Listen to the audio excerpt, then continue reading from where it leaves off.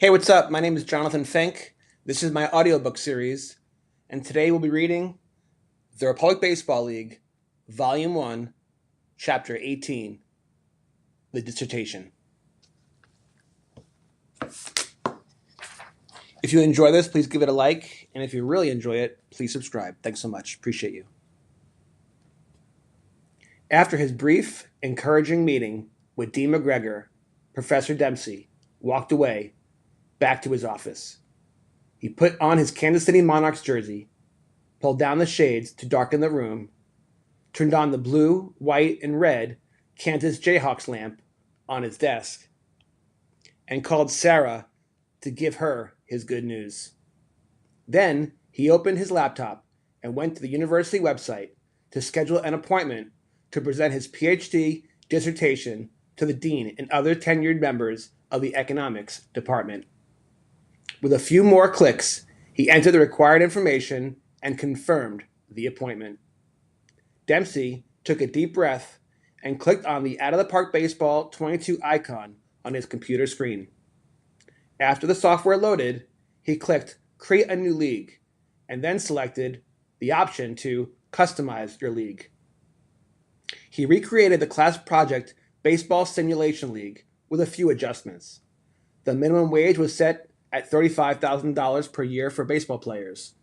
The scheduling algorithm was also tweaked to ensure that teams would only play teams from within their own division. Divisions were also expanded from 17 to 30 teams. The league was formed with 120 teams from Major League Baseball's minor league affiliate system. Team rosters were liquidated, and all the baseball players and coaches became free agents, a critical element of Dempsey's free market approach to baseball economics. Dempsey clicked the simulation button and watched with excitement as the computer algorithms worked their magic. Dempsey felt like a young boy on Christmas morning as he looked over all the data produced during the first year of the simulation. He had seen the software program do this hundreds of times before, but this time it was different. This was his new league in action, with updated rules and protocol setting the table for his PhD thesis and dissertation. He watched excitedly as the software, with lightning speed, began to run through each of the 5 seasons of seasonal play Dempsey had programmed it to do.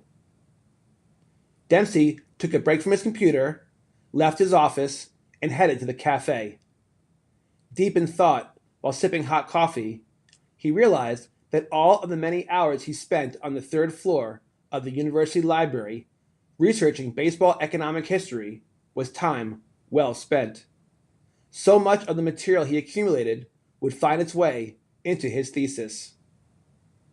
Dempsey returned to his office and reviewed the volume of data produced from the simulation.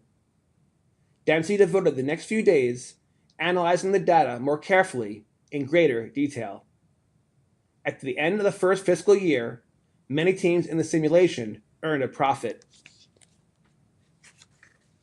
Now, with more cash to spend and better predictability about the future revenue streams in areas such as media rights, season tickets, and merchandise sales, the teams around the league began to offer higher salaries and larger contracts, which attracted Major League Baseball veteran players.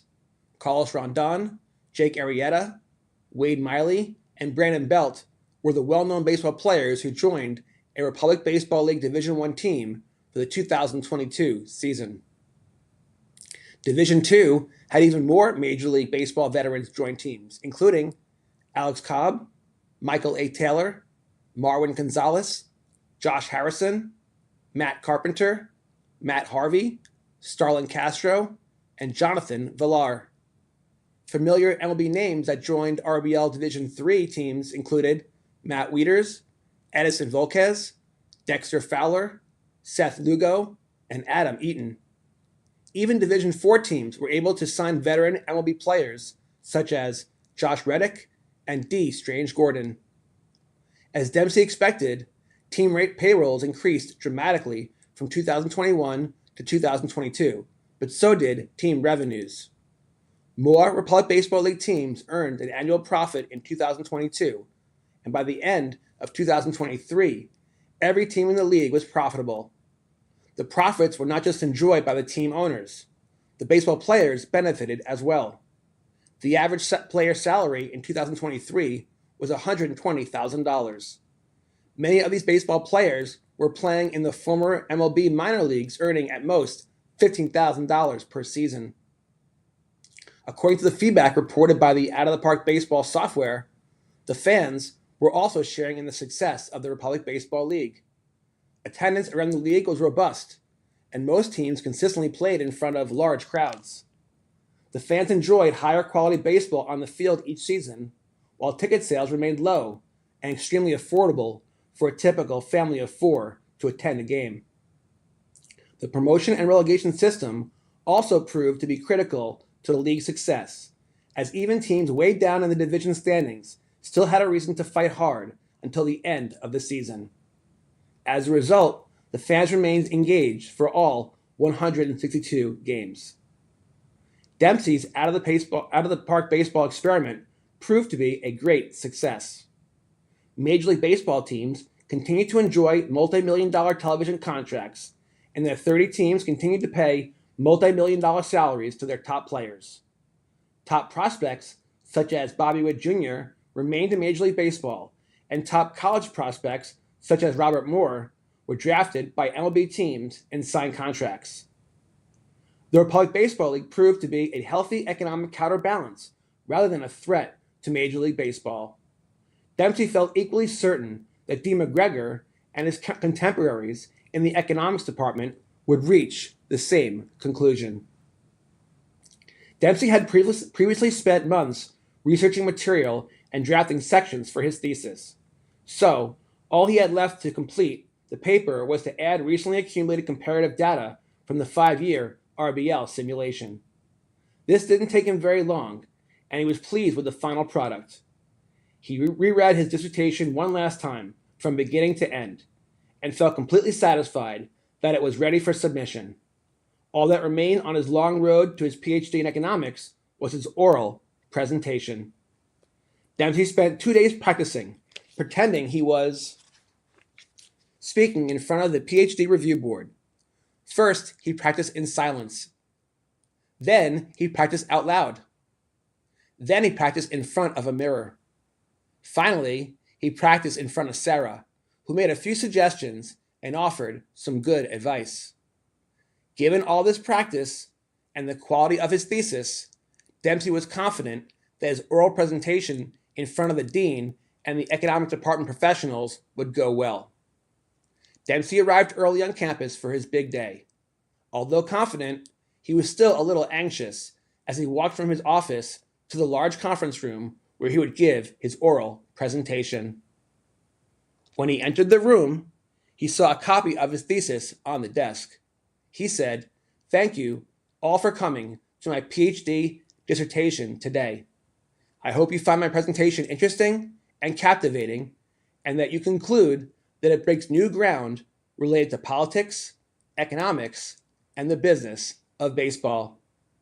For the next hour, Dempsey made his case and presented data and comparative analysis he accumulated from his experiment.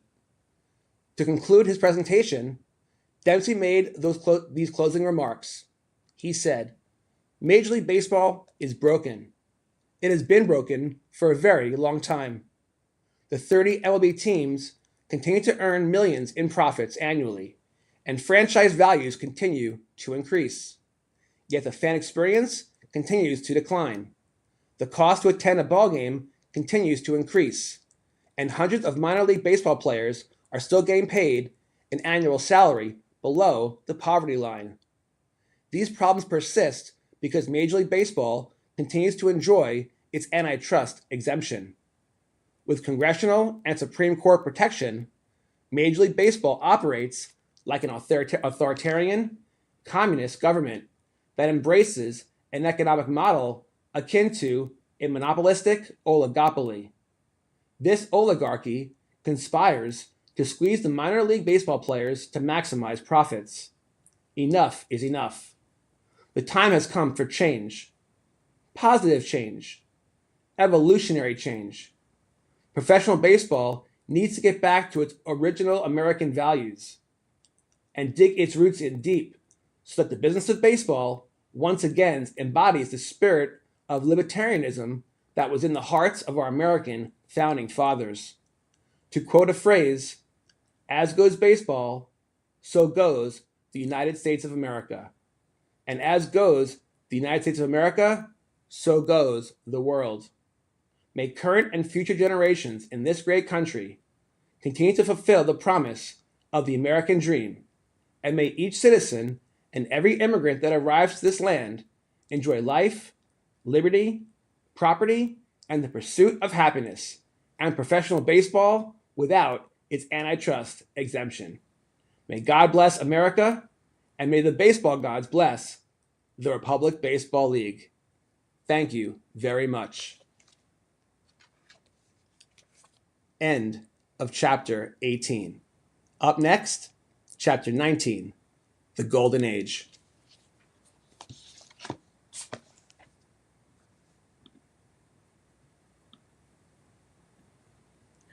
I hope you really enjoyed this chapter. Thank you so much for the support.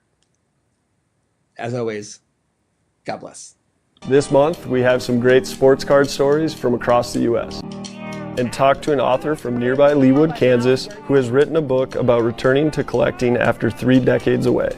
My day job is I'm a financial advisor, so I've been investing for over 20 years. In a way to express my love for the hobby, I decided, what if I write an investment book, Sports Card Collectors Club, and treat the stock market the same way I would treat the card market. And so I thought, well, how would a day trader invest in cards? How would a venture capitalist buy and sell cards? How would a hedge fund do it?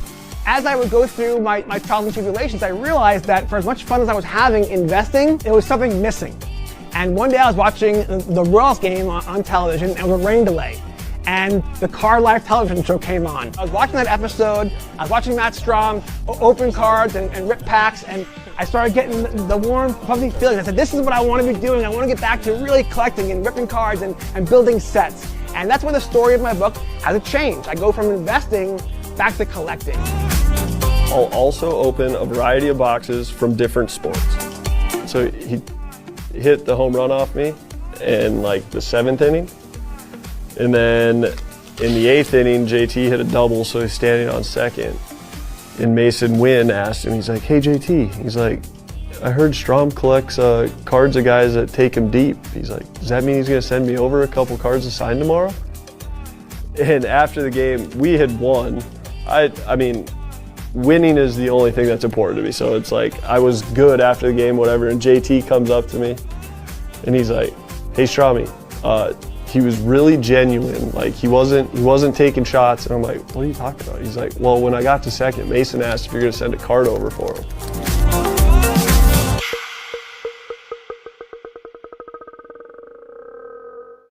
I'm just looking around my basement here, just walls covered with concert posters and toys, and just like, I have no intention of selling these things. I collect because I want to show off the things I love and do it in fun ways. And it just never crossed my mind that, hey, I'm going to go buy this thing just so I can resell it. Like that to me isn't a pure collector mentality. And obviously things change and times change. And, in order for things to survive right now, you have to have that sort of chase for something valuable. Yeah, it needs to be a circus. You know what? The truth is, I actually watched the live stream on eBay Live with Ken Golden and Logan Paul. They ripped a box of 86 Flair and a box of Series 1 Pokemon. And you know what? It was very entertaining. They're both polarizing characters. I thought it was entertaining. But you know what? After every pull, they immediately are showing the value. And it begs the question, are we creating, not we, is the industry creating a gambling culture which has a real downside? It already has. Right. Not created. It's here. Yeah, and that's a concern. I guess for me, I hope to be an influence where we focus more on collecting, because you know what, when markets crash, collectors don't get hurt at all. Because the Sandy Koufax you bought that because it makes you feel good. It brings back good memories. Said this one traded for my first big win. Jonathan Fink on the line tonight. You have created community, so let's talk about that. I went to Rip Night at your shop. Let's rip it on the pack. And I went to your Rip Night 2 years ago, and it was one of the best. I wrote about it in volume 1. It was one of the best times I've ever had. You guys had this giant scoreboard where you had the chase cards, and everyone can buy whatever product you wanted, like buy 3, get 1 free, whatever product, whatever it was. You then, if you pull a Bronny James, you then get another blaster. Or I pulled a Reed Shepherd auto, and then I got a free T-shirt. And I sat around the table with strangers and had the best time ever. So let's talk about how important community is. And what you guys do is provide an anchor for community in our town. How important that is. Yeah, definitely. You know, like you said, one of our taglines, we say we'll make an offer on anything, but like you said, I mean, we got to pay what it's worth, and so if it's junk wax, it's going to be junk wax prices, which unfortunately, you know, a lot of people end up thinking that their 87 Tops Barry Bonds is going to be a couple $100 or it's something. worth nothing, people.